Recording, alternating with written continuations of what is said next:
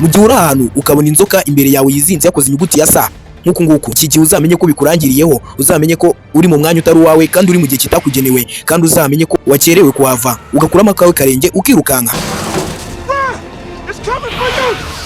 Kubera ko iyi nzoka yizinze muri ubu buryo ibishobora gusimbuka maze ikirambura igasimbuka mu ntera 15 biyitwaye amasegonda make cyane. Urumva ko iyi nzoka yirambura santimetero 15 turutsa uri bishobora kuyifata isegonda rimwe ryonyine kuba yamaze kukugeraho ikagushinga amenyo maze ukayiburira irengero ukayiburira mu myotsi, kubera ko ibiri ku muvuduko wa metero 3 mu isegonda rimwe. Uyu muvuduko nusanzwe nk'uko bitekereza. Tekereza ukuntu miliyoni 5,400 by'abantu kuri iyi si dutuye barumwa n'inzoka gusa. Muri abo bantu 137,880 bicwa n'ubumara bwayo, naho abarenga 81,410 bicwa n'ubumara bwazo kandi bagapfa bataragera kwa muganga kuko baba barumwe n'inzoka zifite ubumara buhambaye ku buryo buhita bubica mu masegonda nkayo guhumbya. Naho abasaga 400,000 bo inzoka zibatera ubumuga budakira nyuma yo kuba barumwa nazo. Aba ni bamwe barumwa n'inzoka bagahita bajyanwa kwa muganga, kandi ubwo iyo bajyanwe kwa muganga bajyanwa y'igitaraganya. Bagerayo umuganga agahita afata icyemezo cyo gukata igice cyarumweho n'inzoka kugira ngo akire. Abenshi rero usanga baciwe amaguru, amano ndetse n'ibirenge. Uretse gato, ese wari uzi ko inzoka ariyo nyamaswa ya gatatu yica abantu benshi ku isi buri mwaka? Ubundi inzoka iza inyuma y'umubu. Umubu ni akanyamaswa gato cyane, akanyamaswa gato bihambaye kagenda kaduhira ariko kakica abatari bake kuko kisasira abarenga miliyoni 1. Naho inyamaswa ya kabiri ikaba umuntu. Umuntu niyo nyamaswa itinyitse ku isi. Uzabona abantu benshi bakubwira ngo inyamaswa itinyitse burya ni umuntu, kuko umuntu yica abarenga 475 buri mwaka. Ni ukuvuga ko buri mwaka hakorwa ubwicanyi bukabije hagati y'ikiremwa muntu bugasiga hishwe hafi 1/2 cya miliyoni. Iyo amaze kuvaho umuntu ahita akurikira y'imvuna muheto. Iyi mvuna muheto y'inkururanda aho yisasira abarenga 100,000 buri mwaka. Urumva ko inyamaswa akenshi na kenshi yica abantu benshi. Ibi kandi bigaterwa nuko nta miti iboneka ihagije yo guhangana n'ubumara bwazo. Wibuke abarenga miliyoni 1,100,000 nibo bashobora kurumwa n'inzoka buri mwaka. Aba bantu ni benshi cyane ku buryo udashobora kubona ubuvuzi buhagije. Gusa ikirenze kuruta ibindi ni uko bamwe muri bo barumwa n'inzoka zidafite ubumara buhambaye ku buryo bavurwa hakoreshejwe imiti gakondo, bagakoresha utubuye n'indi miti igiye itandukanye. None abandi barenga miliyoni 3 babasha kubona imiti bavura ubwo bumara bw'izo nzoka kandi bakwiye? Igisubizo ni oya, kubera ko iyi miti iri gukorwa baragenda bagafata inzoka zikiri nzima maze bakazibika bagakuramo ubumara bwazo bukifashishwa mu gukora iyi miti. Ni ukuvuga ko iyi miti ari imiti ikomeye cyane kubera ko iteje icyago. Ni ukuvuga ko kugira ngo babone iyi miti ibasha guhangana n'ubumara bw'inzoka bibagora cyane ndetse bikabatwara amafaranga menshi. Iyi miti bihenze cyane kubera ko kugira ngo ikorwe n'ubwiyahuzi kuko ushobora kurumwa n'inzoka mu gihe iri gutunganywa. Iyi miti igurishwa biliyari 1 na miliyoni 18. Urumva ko kugira ngo uyigondere maze uvurwe ukire ugomba kubujejeta imfura za Beneri. Ni urufito nyine kuko mu manyarwanda ubyumvise wahita usara. Aya ni amafaranga kabakaba tiriyoni 1 na miliyari 628 na miliyoni 800 z'amafaranga y'u Rwanda. Aya mafaranga ukiyumva mu mutwe bivanze. Niba uri n'umujejeta faranga cyangwa se bamwe bita abakire ugize ubwoba, kuko na bamwe mu bakire dufite mu gihugu cyacu nta numwe yafite rwose, ndetse n'igihugu cyacu ushobora gusanga kitayabona. Ngaho umva aka kantu gato. Hari ubwoko bw'inzoka bufite ubumara buhambaye. Ubyumve neza ko ikimara kukuruma bigusaba isegonda rimwe kuba wamaze kwitaba Imana ukaba utakiri ku mwuka w'abazima. Muri uku gukora imiti rero hifashishwa abaturage b'abashizi b'ubwoba mu bihugu nk'Ubushinwa, Ubuhinde, Thailand, Brazil, Ubwongereza, Ubufaransa ndetse na Afurika y'Epfo. Muri iki kiganiro tugiye kurebera hamwe inzoka 3 zifite ubumara buhambaye kuri iyi si dutuye. Ni inzoka zifite ubumara ku buryo ikikuruma gukira byo bisa nk'ibidashoboka kuko zimwe muri zo zifite ubumara butajya buvurwa. Ni inzoka ishobora kukurya ukaba uzi ko utari bukire ahubwo ugiye kwitaba Imana, mu gihe izindi zo ikikuruma uhita upfa utararenga umutaru. Gusa kandi turaza kurebera hamwe uko wakirinda kurumwa n'izi nzoka n'uburyo warokokamo igihe waba urumwe nazo. Mu gusobanukirwa ibi byose rero, niba ari ubwa mbere ugeze kuri uyu muyoboro kanda subscribe kandi ufungure n'inzogera. Ngaho kanda na like niba wakunze iki kiganiro tujye kukugezaho. Nge ndi Irakoze, ikaze.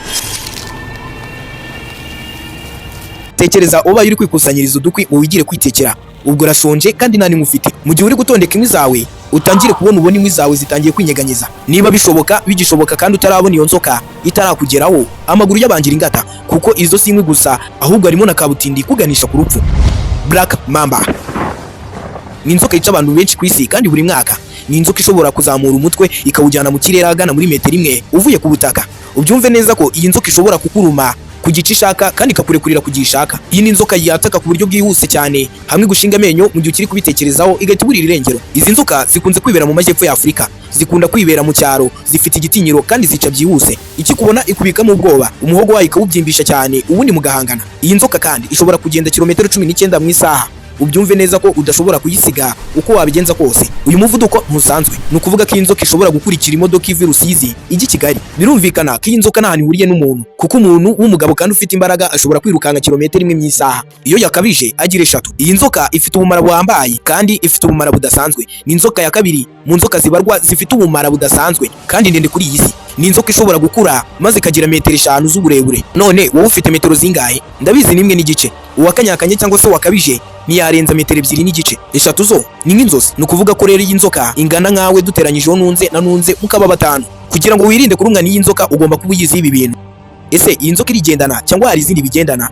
Ese wafa gihe ki mu gihe umaze kurumwa n'iyi nzoka? Ubundi nshobora kwirinda kurumwa n'izi nzoka gute? Nibyo wabyumvise neza, icyo utekereje nicyo. Ibijojoba bibiri by'ubumara bw'izi nzoka utwara iminota 10 kuba byamaze kukwica. Mu gihe rero uri guca mu bihuru cyangwa se mu byakatsi byinshi byakuze cyane birebire, ujye umenya kuri mu bwami bwazo. Jya ubanza ugenzure neza ko ugiye wikwije kandi wambaye inkweto zipfutse kandi zikomeye, abenshi twita nka bote, ku buryo igerageje kukuruma itabona kukuruma, kuko bote zo ni ubwoko bw'inkweto bukomera cyane ku buryo zikurinda nta kintu gishobora kukujomba, kabone n'umusumari wa 15 nawe ntiwagushinga. Niba ushaka kwirinda izi nzoka rero, jya wirinda kuzendereza haba igihe uyibonye, kuko iyo ugerageje kuyica murarwana hahandi murwana intambara nk'iy'Uburusiya na Ukraine. Mu gihe ubonye iyi nzoka isa nk'iyapfuye wiyegera, kuko zishya zipfisha maze zigategereza umuhigo. Abenshi baza baje kureba niba yapfuye, ubundi igahita ikuruma mu masegonda nkayo guhumbya. Ibi nibyo bita kukwereka ko mutavukana nyine se. Ubundi se ubuyegera ujyayo? Erega si umuvandimwe wawe. Iyi nzoka rero iyo umaze kuyegera uzi ngo yapfuye, ni handi ihita igushinga amenyo ubundi ikakwereka umujyi, ugasigara urwana n'ubwo bumara bwazo.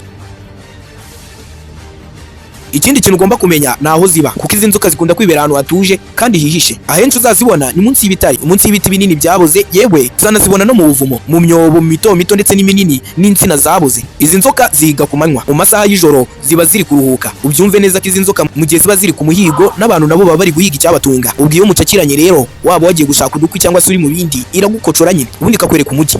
Dore inama nziza: niba inzoka ikurumye iturize, wigire nkaho nta cyabaye, humekera hasi kandi utuze kandi uturisha umubiri wawe, kuko abenshi bakunze kurumwa n'izi nzoka bagatangira gupanika ndetse no guhumekera hejuru, hahandi ubumara mu masegonda 10 gusa buba bumaze kukwica, kuko uko uhumeka cyane niko imitsi igenda ifunguka maze ubumara bukagenda bwihuta. Niba uturishije umubiri wawe kandi nawe ugatuza, ibi bituma ubumara bugenda gake, bityo nibube bwakwica maze ukabona akanya ko kujya kwa muganga. Ihutire kugezwa kwa muganga kandi ugereyo mbere y'iminota 20, kuko iyo urengeje iyo minota uba warangije kwitaba Imana. Ibi rero iyo bakugejeje kwa muganga ni bimwe bita kugombora. Ni handi umuganga gushyira akabuye nk'uko twabimenyereye mu Rwanda, ubundi kakagufataho. Aka kabuye kagukamuramo ubumara bw'izo nzoka ku buryo bwihuse cyane. Ashobora kumaraho umunsi wose, niba bagashyizeho mu gitondo gashobora kuvaho nijoro. Akenshi na kenshi kagomba kumara amasaha 24 kakikuriho. Aka kabuye kandi kifashishwa kuri za nzoka muzi, za zindi z'incira, imiri, insana n'izindi. Kuko nako iyo kageze kuri za nzoka zifite ubumara gahita gacika intege. Urumva ko nta kintu kakumarira, ahubwo aho ngaho n'ubundi nta kintu uri gukora, uri kogosha iginyi. Aha ni handi hakenerwa ya miti twavuze, imwe ikoreshwa n'abajejetafaranga maze bagakira. Iyo uri umukene urapfa. None se wabigenza gute? Ujye kwisumbukuruza se kandi cyangwa urajya kwaka inguzanyo? N'inguzanyo abakene nibazihabwa.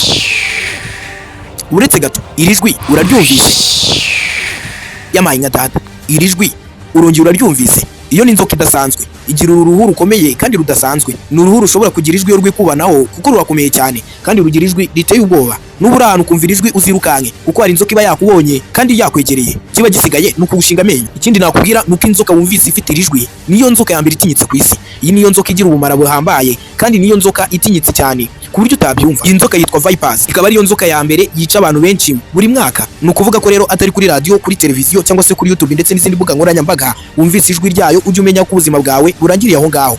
Ujye wibuka ko kandi iryo jwi ushobora kuba ari iryo wumvise nyuma mu buzima bwawe, kuko ibyawe byo bizaba byarangiye. Byumve neza, iki si igikabyo. Tega amatwi kandi wumve ibyo ngiye kukubwira. Ndabizi ko ari umuntu waciye umugani ko mwemera mwumvise kandi mwabonye. Izi nzoka rero zica abantu benshi mu bihugu bigiye bitandukanye bigize isi, zabamaze abavandimwe. Iyi nzoka ni inkomoko y'urupfu rwa muntu, nivurwa bimwe benshi bita kugombora, kandi iri ku rwego rwa za ndwara zikomeye tuzi nka kanseri, ndetse n'umuntu utinyutse kujya kwiyahura kwa makuza, kuko ntushobora kurokoka. Inzoka ikimara kukuruma ikwinjizamo ubumara, hahandi uhita upfa utaravuga. Yewe iyo ikimara kukuruma ugira ububabare budasanzwe ku buryo nta bundi bubabare bwigeze bubaho binganya. Ubumara bwayo si ubumara, ahubwo ni urupfu, kuko ikimara kukuruma rwose nta kintu ugomba guhita utekereza usibye kuba wapfuye. Abenshi bakunze kuyitiranya n'imiri, gusa imiri yo irihariye, ahubwo inzoka imeze nk'ingonokera. Bavuga ko ingonokera ari ikwica utavurwa. Ni inzoka ikwataka kandi ikakurya. Iyo ikuriye ntabwo ikurya rimwe gusa, ahubwo iriyongeza, ikurya nk'inshuro 10 cyangwa 30. ntabwo ishobora kukuruma inshuro imwe gusa, ikuruma kugeza igihe wirukiye cyangwa ukayica. Ikuruma ku buryo udashobora kuvurwa kuko iba ishaka gushwanyaguza imitsi yose maze kohereza ubumara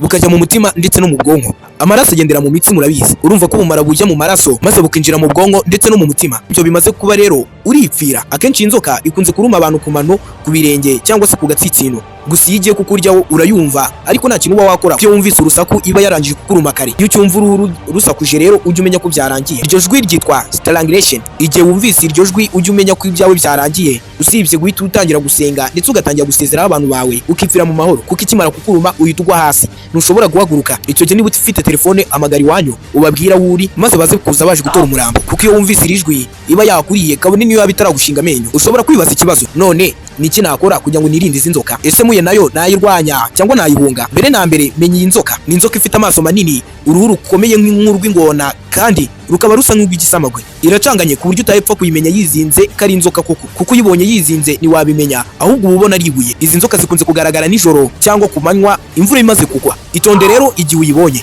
maze wiruke cyane, amaguru yabangira ingata kandi wumve ko umeze nk'uri guhunga dayimoni, kuko inzoka iragukurikira. Izi nzoka rero zikunze kuba mu twobo utakeka ko zibamo, izindi zikebera mu bibuye binini cyane cyangwa mu butaka bwumutse. Izi nzoka zica abantu bakunze kujya mu ishyamba ubundi bagapfa gushora intoki mu myobo ariho zita zicakira intoki zabo. Ucyumva ijwi ry'uruhu rwayo irukanke, kuko utinzeho gato ukiri kubitekerezaho iby'iryo jwi iba yarangije kukuruma. Kizwa n'amaguru kandi ubwo uyicitse ntugaruke, ahubwo uhita utekereza ko umaze gucika urupfu, kuko iyo wumvise uruhu rukoranyeho cyangwa se rusakuje iba ikizinze, bityo itegereje guhita ikoresha umuvuduko maze ikagushinga amenyo. Ikoresha umuvuduko udasanzwe ku buryo igiye kukuruma ivana umutwe ku butaka maze ikirasa. Bigasaba rero ngo niba uyibonye usubire inyuma, kandi ugomba gusubira inyuma witonze nta rusaku uteje, kandi ntuhumbye kuko igihe icyo ari cyo cyose iba ishobora kuguruka maze ikakuruma. Niba ikurumye yihunge, kuko iyo ukugurumye ukaguma aho ngaho ntishobora kurekera kukuruma. Iyo ugiye kuyica murahangana, hahandi uba uri buyice cyangwa se wowe yagutanga ikakuruma maze ugapfa wumva. Igutera ububabare bwa bundi utapfa kwiyumvisha, bumwe mu bubabare burenze kuri iyi si nawe utarumvaho. Uzikirusha plastike batwitse bari kuyigutonyangirizaho. Nibyo, iyo urokotse ubu bumara busiga bwangije byinshi mu mubiri wawe, kuko yica utunyangingo twose turi mu mubiri wawe. Iyo udapfuye urwara indwara idakira. Ushobora kurwara nka pararize ku gice yakurumyeho, cyangwa ugasara mu buryo bwa burundu, bwa buryo udashobora kuzagukize. Yamaye inka baburetse gato. None iki cyo mwari mukizi? Iki cyo kiragufata kikagukanda, ubundi amagufwa kikayajanjagura. Kiba ari kinini kandi gifite ubugome buhambaye. Anakonda.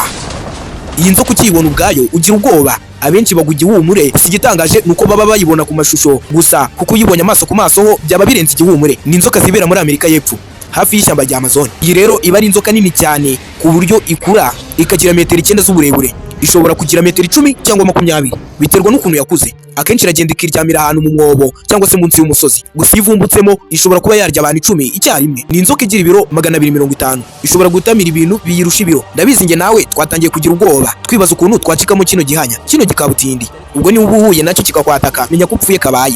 None se wari uzi ko ukimara gufatwa n'icyo kiyoka igisubizo ari amenyo yawe? Iyi nzoka iyo uhuye nayo iragukanda gusa, ntabwo ishobora guhita ikurya ako kanya. Ishobora kukumarana amasaha 28 kugira ngo ibe imaze kukwica. Iyi nzoka rero ifata umuhigo maze ikawukanda maze ikawica. Uko waba ukomeye kose rero, waba uri umusore warateruye cyangwa se uri umusirikare, ntibyitaho. Iragukanda ukaba nka capati cyangwa se umwenda utose. Ariko kandi hari n'uburyo bwo kuzirokoka. Ugomba guhita wikuramo ubwoba maze ukerekeza intoki mu kanwa kayo, ugakoresha imbaraga uko zakabaye ukayikura iryinyo. Ibifite ibyinyo binini ku buryo kurikura byo biba bidashoboka. Gusa kenshi na kenshi n'ubundi wayikora mu kanwa, utayikora mu kanwa akaboko kawe kabigenderamo. Rero ukora ibishoboka byose ukayitera ububabare bwinshi maze igahunga. Gusa irakujugunya ku buryo ushobora kwikubita ku rutare cyangwa se ukikubita ku giti maze ukipfira. Gusa iyo ugize imana ukagwa ku mucanga cyangwa se ukagwa mu mazi, uba ugize amahirwe nyine, kubera ko iba ifite umujinya ku buryo n'ubundi ushobora gupfa. Akenshi na kenshi usanga ikiganza cyawe gishobora gusigara mu kanwa kayo. Umva aka kantu, wari uzi ko iyo uru ruyoka rugufashe rukagukanda ugasakuza cyangwa se ugahumekera hejuru, biruha imbaraga zo kugukanda maze rukagukandira rimwe? Hanga ni handi rugukanda maze ugaturika. Niba rero rwagufashe igire nkaho nta cyabaye. Uko rugukanze waba uri kubabara cyangwa utari kubabara, igire nkaho nta cyabaye. Akenshi rero zibera mu bishanga. Niba rero uri mu mazi ukabona iki kiyoka kije kigusanga, irukangire guhungira ku butaka. Nge ndi Justin Irakoze.